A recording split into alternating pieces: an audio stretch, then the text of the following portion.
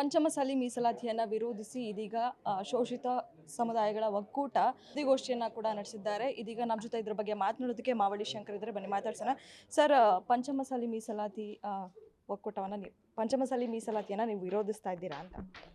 ನೋಡಿ ಅಮ್ಮ, ಈ ದೇಶದ ದುರಂತ ಏನಂತ ಹೇಳಿದ್ರೆ, ಹಿಂದೆ ಯಾವ ಸಮುದಾಯಗಳಿಗೆ ಯಾವುದೇ ಹಕ್ಕು ಅಧಿಕಾರಗಳಿರಲಿಲ್ಲ, ಅಕ್ಷರವಿರಲಿಲ್ಲ, ಸರಿಯಾದ ಅವರ ಬದುಕುವ ಘನತೆಯನ್ನೇ ಕಳ್ಕೊಂಡಂಥ ಸಮುದಾಯಗಳಿಗೆ ಸಂವಿಧಾನ ಏನೋ ಒಂದು ಅವಕಾಶ ಕೊಟ್ಟಿದೆ. ಆಗ ಮೀಸಲಾತಿಯನ್ನು ಅವಹೇಳನ ಮಾಡಿದವರು ಕೆಲವರು. ಮೀಸಲಾತಿ ಅನ್ನುವಂಥದ್ದು ಅದು ಅತ್ಯಂತ ಏನೋ ಕೊಳಕರು ಕೊಡೋದು ಅನ್ನುವಂಥ ಮಾತುಗಳನ್ನು ಆಡ್ತಾಯಿದ್ರು. ಅಂಥ ಜನ ಅವರೇ ಇವತ್ತು ಮೀಸಲಾತಿ ಕೇಳ್ತಾ ಇದ್ದಾರೆ ಅಂದರೆ ನಾವೇನು ಹೇಳಬೇಕು ಅವರಿಗೆ?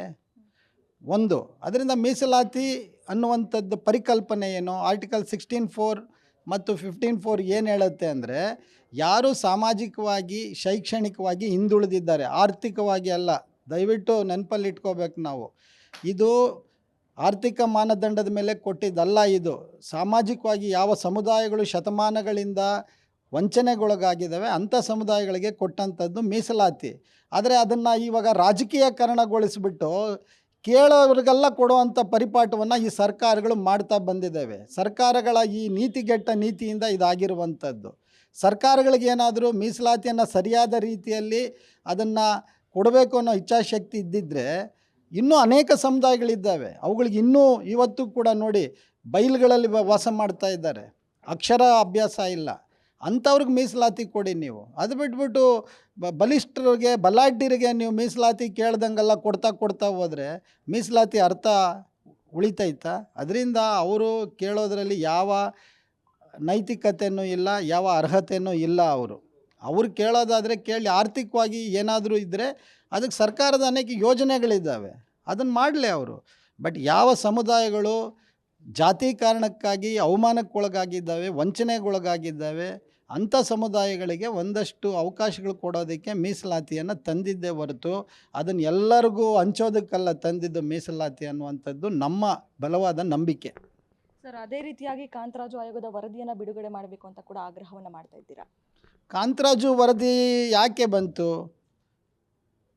ಸುಪ್ರೀಂ ಕೋರ್ಟ್ ಏನು ಕೇಳ್ತು, ನೀವು ಮೀಸಲಾತಿ ಕೊಡೋದಾದರೆ ಮೀಸಲಾತಿಗೆ ಯಾವ ಅರ್ಹತೆ, ಯಾವ ಮಾನದಂಡವನ್ನು ನೀವು ಇಟ್ಕೊಂಡಿದ್ದೀರಿ ಅನ್ನುವಂಥ ಪ್ರಶ್ನೆ ಬಂದಾಗ ಅವಾಗ ಸರ್ಕಾರಗಳು ಅದಕ್ಕೆ ಸರಿಯಾದ ರೀತಿಯಲ್ಲಿ ಸ್ಪಂದಿಸಲಿಲ್ಲ. ಆ ಕಾರಣಕ್ಕಾಗಿ ಏನು ಹೇಳ್ತು ಸುಪ್ರೀಂ ಕೋರ್ಟು, ನೀವು ಸ್ಟೇಟ್ ಲೆವೆಲ್ಗಳಲ್ಲಿ ಆಯೋಗಗಳನ್ನು ಮಾಡಿ ಅವರ ಸಮೀಕ್ಷೆಗಳನ್ನು ಮಾಡಿ, ಅವರ ಸಾಮಾಜಿಕ ಶೈಕ್ಷಣಿಕ ಸಮೀಕ್ಷೆಗಳನ್ನು ಮಾಡಿ ಅದರ ಆಧಾರದ ಮೇಲೆ ನೀವು ಮೀಸಲಾತಿಯನ್ನು ನಿಗದಿ ಮಾಡಿ ಅಂತ ಹೇಳಿದ್ದ ಕಾರಣಕ್ಕಾಗಿ ಸನ್ಮಾನ್ಯ ಸಿದ್ದರಾಮಯ್ಯನವರು ಕಾಂತರಾಜು ಅವರ ನೇತೃತ್ವದಲ್ಲಿ ಈ ಕಮಿಟಿಯನ್ನು ರಚನೆ ಮಾಡಿದ್ರು. ಸುಪ್ರೀಂ ಕೋರ್ಟ್ ಆದೇಶ ಇದು, ಆ ಆದೇಶದ ಮೇಲೆ ಮಾಡಿದ್ದು. ಆದೇಶದ ಮೇಲೆ ಮಾಡಿದಾಗ ಆ ಕಾಂತರಾಜು ಅವರ ಆಯೋಗ ಅನೇಕ ರೀತಿಯ ಮಾನದಂಡಗಳನ್ನು ಇಟ್ಕೊಂಡು ಸುಮಾರು 50 ಅಂಶಗಳನ್ನು ಇಟ್ಕೊಂಡು 55 ಅಂಶಗಳನ್ನು ಇಟ್ಕೊಂಡು ಅದು ಮಾಡಿದೆ. ಅದು ಸುಮಾರು 165 ಕೋಟಿ ರೂಪಾಯಿ ಖರ್ಚಾಗಿದೆ. ಸುಮಾರು 1.5 ಲಕ್ಷಕ್ಕೂ ಮೇಲ್ಪಟ್ಟು ಅದರಲ್ಲಿ ಗಣತಿದಾರರು ಭಾಗವಹಿಸಿದ್ದಾರೆ. ಇಷ್ಟೆಲ್ಲ ಅದು ನಡೆದಿರುವಂಥದ್ದು. ಅದನ್ನು ಇಂಪ್ಲಿಮೆಂಟ್ ಮಾಡೋದಕ್ಕೆ ಸರ್ಕಾರಕ್ಕೆ ಏನು ತೊಂದರೆ ಇದೆ? ಅದು ಮಾಡಬೇಕಲ್ವ? ಸರ್ಕಾರದ ಈಗ ಜನರ ತೆರಿಗೆ ಹಣ ಅಲ್ಲಿ ಖರ್ಚಾಗಿಲ್ವಾ? ಅದನ್ನು ಮಾಡಲಿ. ಆ ಸಮೀಕ್ಷೆ ವರದಿ ಹೊರಗಡೆ ಬರಲಿ. ಅದರಲ್ಲಿ ಏನೇನು ಲೋಪದೋಷಗಳಿದೆ ಯಾರಿಗೆ ಗೊತ್ತು? ಯಾವ ಸಮುದಾಯಕ್ಕೆ ಅನ್ಯಾಯ ಆಗಿದೆ ಅನ್ನೋದು ಗೊತ್ತಿದೆಯಾ? ಗೊತ್ತಿಲ್ಲದಿದ್ದ ಮೇಲೆ ಹೆಂಗೆ ಮಾತಾಡ್ತಾರೆ ಇವರು? ಅನ್ಯಾಯ ಆಗಿದೆ, ವೈಜ್ಞಾನಿಕವಾಗಿಲ್ಲ ಅಂತ ಯಾವ ಆಧಾರದ ಮೇಲೆ ಮಾಡ್ತಾರೆ? ಇವಾಗಲೇ ಹೇಳ್ತಾ ಇದ್ರಿ, ಯಾರೋ ಒಬ್ಬರು ಹಿರಿಯ ಸಚಿವರು ಈ ರೀತಿಯಾಗಿ ಅಂದರೆ ಅವೈಜ್ಞಾನಿಕವಾಗಿದೆ ಈ ಒಂದು ವರದಿ ಅಂತ ಹೇಳಿದ್ದಾರೆ ಅಂತ. ಯಾರು ಸರ್ ಅದು? ಇಲ್ಲ, ಸಚಿವರು ಕೆಲವರು ಆಕ್ಷೇಪ ಮಾಡ್ತಾ ಇದ್ದಾರೆ. ಅದರಲ್ಲೂ ಕೂಡ ವೀರಶೈವ ಮಹಾಸಭಾ ನಮ್ಮ ಸನ್ಮಾನ್ಯ ಶಾಮನೂರು ಶಿವಶಂಕರಪ್ಪನವರು ಎಂಥ ಬಾಲಿಶ ಹೇಳಿಕೆ ಕೊಡ್ತಾರೆ ಅಂದರೆ ಎಲ್ಲೋ ಕೂತ್ಕೊಂಡು ಬರೆದಿಟ್ಬಿಟ್ಟಿದ್ದಾರೆ ಅಂತ. ಒಂದು ವರದಿಯನ್ನು ಆ ರೀತಿ ಬರೆಯೋದಕ್ಕಾಗತ್ತಾ? ಇದು ಮಾತಾಡಬೇಕಾದ್ರೆ ಅವರ ಹಿರಿತನ ಇವೆಲ್ಲ ಯೋಚನೆ ಮಾಡಬೇಕು ತಾನೇ ಅವರು.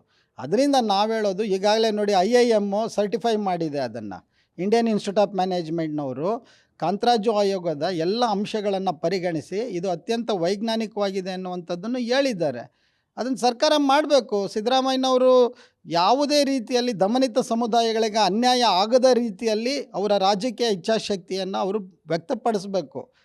ಅದಕ್ಕಾಗಿ ನಾವು ಒತ್ತಾಯವನ್ನು ಮಾಡ್ತಾ ಇದ್ದೇವೆ ನಾವು. ಸರ್, ಓಕೆ, ವೈಜ್ಞಾನಿಕವಾಗಿದೆ ಅಂತ ನೀವು ಹೇಳ್ತಾ ಇದ್ದೀರಾ. ಅದೇ ರೀತಿಯಾಗಿ ಯಾಕೆ ಸರ್ಕಾರ ಹಿಂದೇಟಾಗ್ತಾ ಇದೆ ಬಿಡುಗಡೆ ಮಾಡೋದಕ್ಕೆ?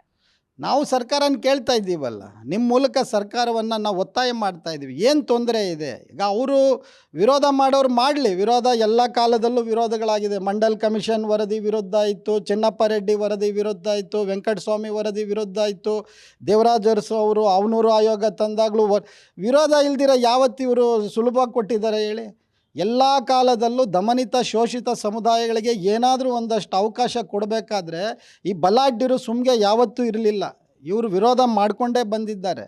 ಅದರಿಂದ ಸರ್ಕಾರದ ಇಚ್ಛಾಶಕ್ತಿಯನ್ನು ನಾವು ಪ್ರಶ್ನೆ ಮಾಡ್ತಾ ಇದ್ದೀವಿ. ಇವತ್ತು ನಿಮ್ಮ ಪ್ರಣಾಳಿಕೆಯಲ್ಲೇ ನೀವು ಹೇಳಿದ್ದೀರಿ, ಯಾಕೆ ನೀವು ಅದನ್ನು ಸಚಿವ ಸಂಪುಟಕ್ಕೆ ತರ್ತಾ ಇಲ್ಲ? ನೀವು ಅದನ್ನು ತರಬೇಕು.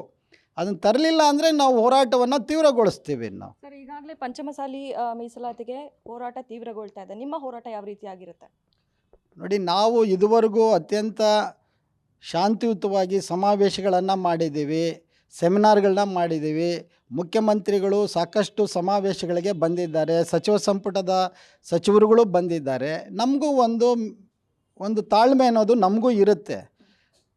ಕೇವಲ ಅವರು ಮಾಡ್ತಾರೆ ಅನ್ನೋದು ಕಾರಣಕ್ಕಲ್ಲ, ನಾವು ಕೂಡ ನಮ್ಮ ಸಮುದಾಯಗಳಲ್ಲಿ ಇವತ್ತು ಜಾಗೃತಿ ಬಂದಿದೆ, ನಮ್ಮಲ್ಲೂ ಅರಿವು ಬಂದಿದೆ. ನಮ್ಮ ಪಾಲನ್ನು ಕೇಳಿಕೊಳ್ಳೋದಕ್ಕೆ ನಾವು ಇವತ್ತು ತಯಾರಾಗಿದ್ದೀವಿ.